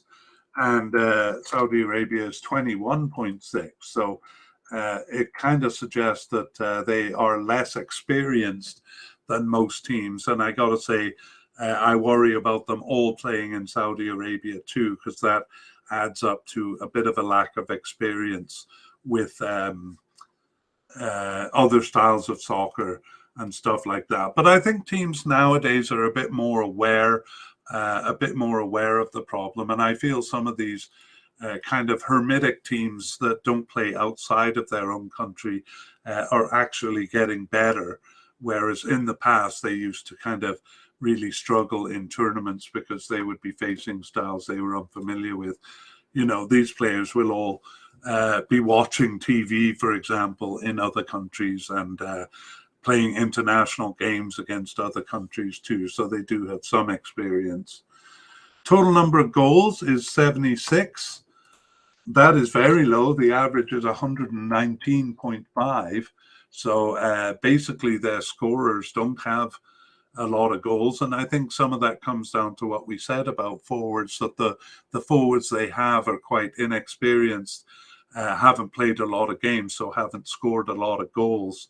And as a team, they don't have a lot of goals among them. The other stat I have for this is average goals per player, and this is 2.1.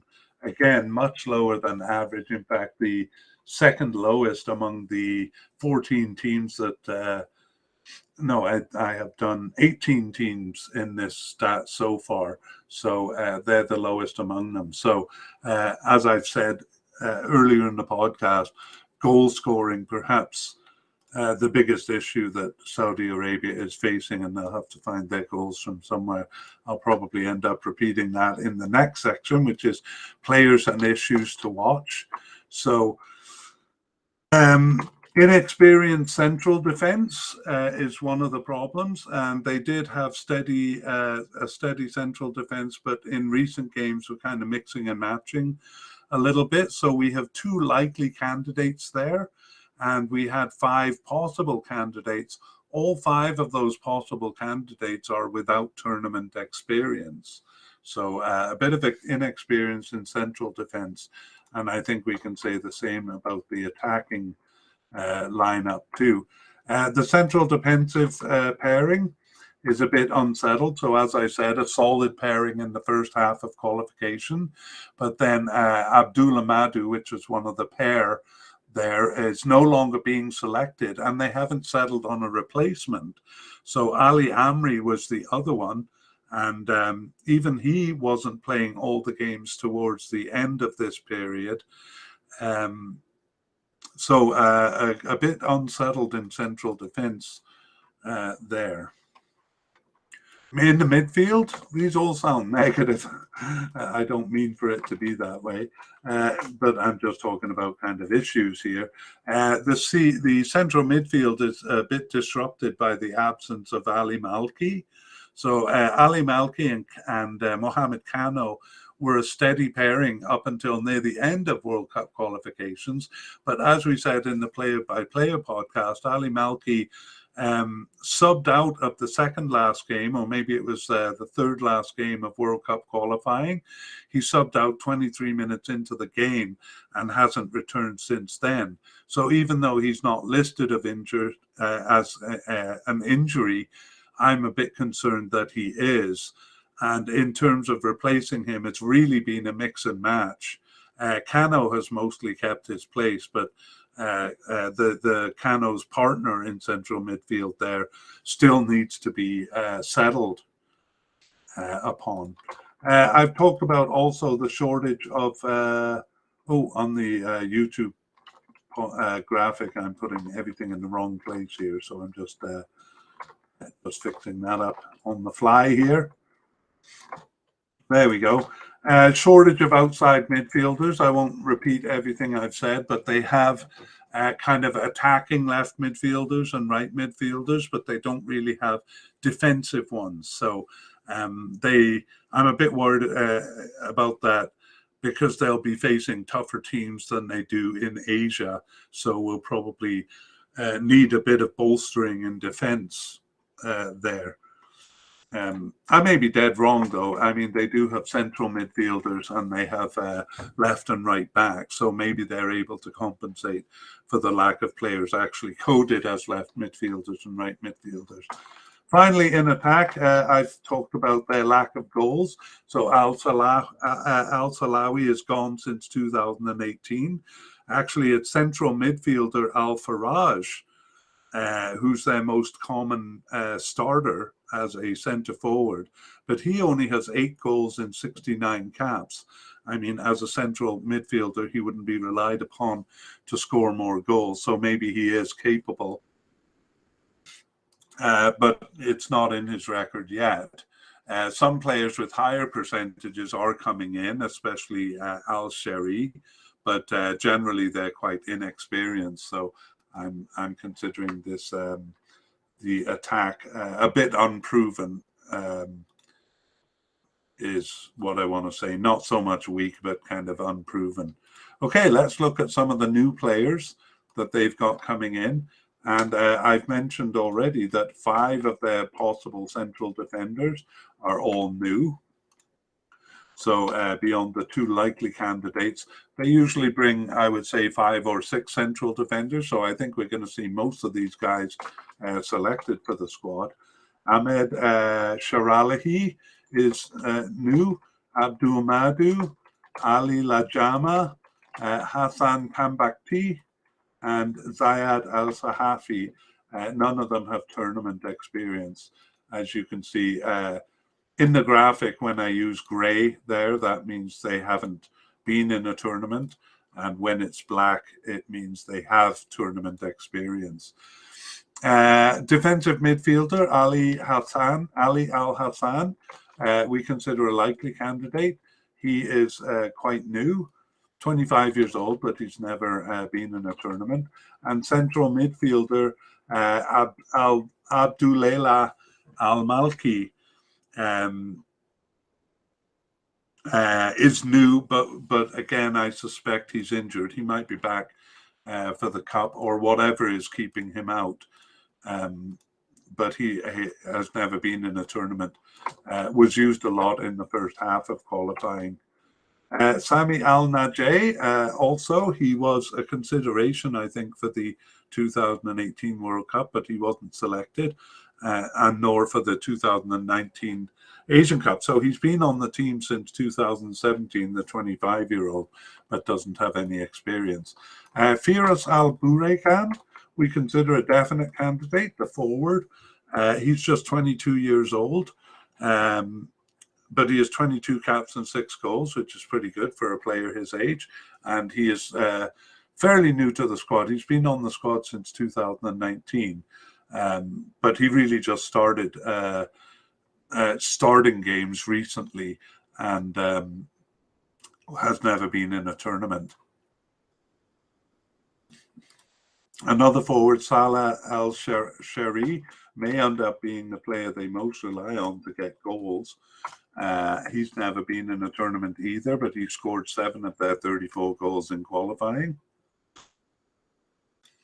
And finally, Abdullah Al-Hamdan, 23 years old and also a forward. So there we go, 3 forwards. That speaks to the kind of inexperience they have, but hopefully for them, a couple of these players will step forward and become a big scorer for them. We don't really have any injuries on the team. But I did say I suspect Abdulela Al-Malki is an injury, or for some reason he kind of suddenly was off the team and hasn't returned.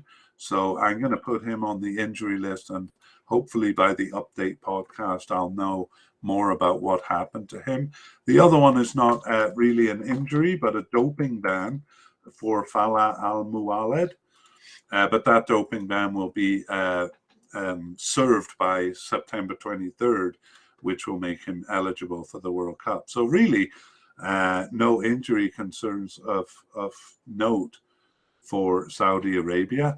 And then notable absences. We talked about several of these players in the player-by-player, but we have goalkeeper Abdullah Al-Mayouf, who was a starting keeper in the 2018 World Cup, although he lost his position after the 5-0 loss to Russia. But I just wanted to kind of note that he was the starting keeper. Another keeper, Walid Abdullah Ali, he had 70 caps actually since 2007. But the 2015 Asian Cup, he was the starter in 2011 and 2015 Asian Cup, but he wasn't selected for the World Cup 2018. Maybe he's a bit too far off the team for me to have brought up here, because they would have compensated for his loss already. Osama Hassawi, the veteran defender with 134 caps and captain of the team. Again, this is more for the people who follow Saudi Arabia from World Cup to World Cup, because he wasn't part of the 2019 Asian squad. But in terms of the World Cup, he's a big loss for them from the previous World Cup. Omar Hassawi, not as not as many caps as Osama Hassawi, but he too was captain of the Cup, and he did play in the 2019 Asian Cup, although he was injured, so didn't actually play any games. But 52 caps, he is also no longer on the team. He's 36 years old. Mohamed Al Fatil, another central defender who they will do without. So they really have only one central defender who's played in a tournament. And this player was a starter in the 2019 Asian Cup, but no longer available to them. Hussein Al Mogawi, a central midfielder, last played in November 2020, and he was also a starter in the 2019 Asian Cup, as well as a substitute in the World Cup 2018.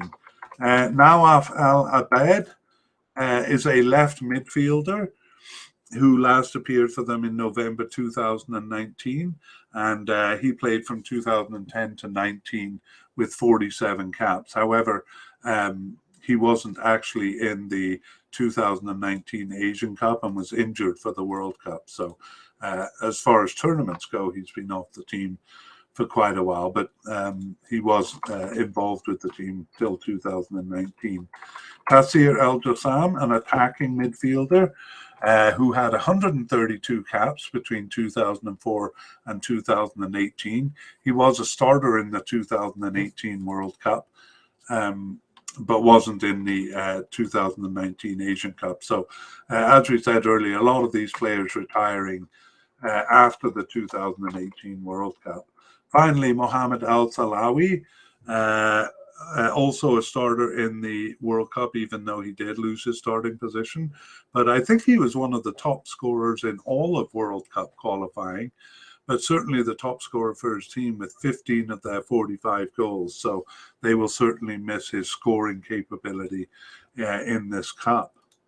All right. Well, the last part of this podcast deals with trying to predict the starters, and I would say trying to predict the substitutes, but I think we kind of predict those by basically the players we have as definite or likely. If we don't consider them starters, then they will, but we do think they'll be at the cup, then they would be substitutes. So we're really just going to focus on starters here, but I'll mention the likely candidates because they will probably make up the substitutes. So we have manager Hervé Renard. I don't think that'll change before the tournament, so we'll consider him definite. Among goalkeepers, Mohamed Al Owais, almost certainly the starter there, even though there were a couple of games at the end that he didn't start. Rather, Mohamed Al Yami, who's sometimes called Mohamed Al Rubey, actually more often called Mohamed Al Rubey. He's a likely candidate and probably the second string keeper. The other candidates, we have two possible candidates. One of those will probably be the other keeper that they bring to the cup. Central defenders is kind of tough. As we said, they have two likely candidates and then five possible candidates, and they'll probably bring most of those, I would say five at least, to the cup. And it's a bit difficult to predict the starter because they were kind of rotating quite a bit at the end. So Ali Al-Boulahe at least has tournament experience. He was a starter in 2019, and Al-Amri has probably been the most consistent starter, but neither of them have started enough to make me confident to say they'll be a starter. In fact, Abdullah Madu was a starter at the beginning of World Cup qualifying for about half of those games, and then suddenly was off the squad. So we have him as just a possible candidate, but he could be a starter as well. So I'm really not confident enough to say any of these will be starters. But I am fairly confident to say that most of them will be brought to the squad, so would be at least the substitute level. Among right backs, I think Well, we think Saud Abdul Hamid will definitely be on the team, but I would almost definitely say as a substitute. He's always called up, but not often used as a starter. So I'm going to highlight him as a substitute. And the likely starter for right back is Sultan Al Ghanam. Even though we have him as a likely candidate to reach the cup, I think he will be the starter. But I suspect that they're going to bring Mohamed Al Burak to the cup too, and maybe I should have moved him up to likely because they'll need a backup in the right back position because Saud Abdul Hamid doesn't seem to be a right back. Okay, midfielders, Ali Al Hassan. We have him as likely to reach the cup, so he'll be there and at least as a substitute. But again, I'm not confident enough to say that any of these defensive midfielders will be starters. So I'm just going to leave it at that with Ali Al Hassan as the one likely to make the cup. I think the starters will be these two players, Mohamed Kano and Salman Al Faraj, although actually Al Faraj may be used further upfield in the attack. But I think Mohamed Kano is a definite candidate and a starter in the central defence. The other central defender, it was Abdoulaye Al Malki, but he kind of dropped off the team in the end with what seemed to be an injury. So I'm really not confident enough to say that he would be a starting central midfielder. Left midfielder, Salam Al Dosari, definitely a starter there and probably as a left attacking midfielder, depending on that. They went to a 4-3-3 formation in their last game. So if that works out, possibly as a left forward. We also have Abdul Rahman Garib as a likely candidate to reach the cup, but I would say more as a substitute than a starter there. Right midfield, Hatan Bahebri was making big inroads into the team towards the end of the tournament, but that's partly because he was playing as a right attacking midfielder, and forward Fahal Al Mualad was the right attacking midfielder until his ban. That ban will be over by the time the World Cup comes. So I think Fahad Al Mualad will be the right attacking midfielder. But I think Hatan Bahebri has a good chance of starting games, but it could be in any position. He's played as an attacking midfielder and as a left attacking midfielder too. So I'm tempted to say that he's going to be a starter, but he just hasn't played enough games for the team for me to say it with great confidence. Left wingers and right wingers, we only have candidates at the possible level, so I don't see any starters there. Attacking midfielders, Sami Al Najeh, we have likely to make the cup, and he could be a starter, but I'm not confident enough to say so. And among forwards, Firas Al Burakan and Saleh Sherry are the most possible candidates. So it's got to be one of those two, although both of them are fairly inexperienced. So I'm a bit reluctant to say either of them will be a starter, except to say that one of them will be. So I'm going to make a new color for this. That color is going to be yellow to suggest that it'll be one of those two, a bit of a mix and match, although I'm not sure which one it will be. All right, that brings us to the end of the podcast. I don't have the flag for my little graphic here. I got to go up and copy the beginning of this podcast and put it down at the bottom so that I can say goodbye nicely. All right, this is the International Soccer Preview, and keep in mind that we will be doing an update podcast on teams and players probably in mid-November, and at that time they'll have published the squad list, so we'll know who the preliminary squad and the final squad will be. We'll probably wait until they do publish that final squad. Meanwhile, keep an eye on us at Soccerphiles Canada, Soccerphiles with a PH in the middle and an S at the end.